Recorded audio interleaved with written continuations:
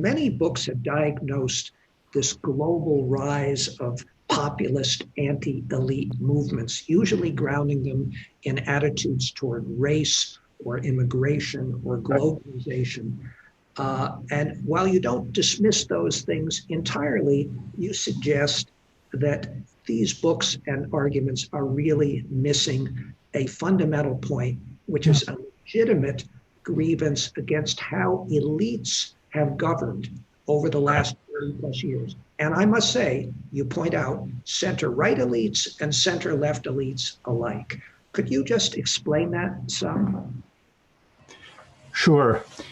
It's certainly true that many voters attracted to authoritarian populist figures do so out of xenophobia, racism, anti-immigrant sentiment.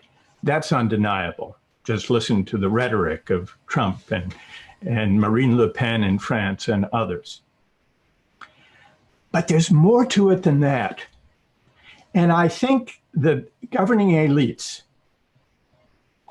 let themselves off the hook too easily if they say that's all it's about.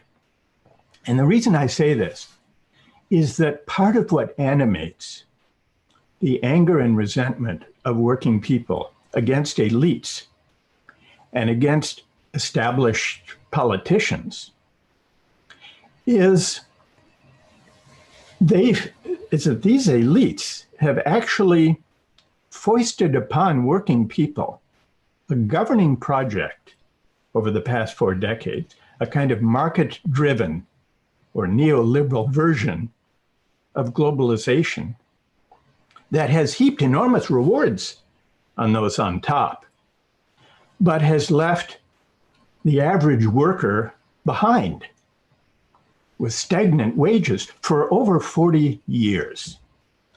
This is bad enough. But when you add to that the self-satisfied attitudes of elites, and this goes to the meritocratic hubris we were talking about a moment ago, Elliot, and the tendency to look down on those who haven't gone to college, you get a kind of toxic brew of anger and resentment that leads a great many working people to lash out against the elites, and that is what we've seen. And so I think it lets elites off the hook simply to point to the undeniable xenophobia and racism and anti-immigrant sentiment, and to neglect essentially the failure of elites to govern in a way that looks after the needs and also the self-respect of most of the society.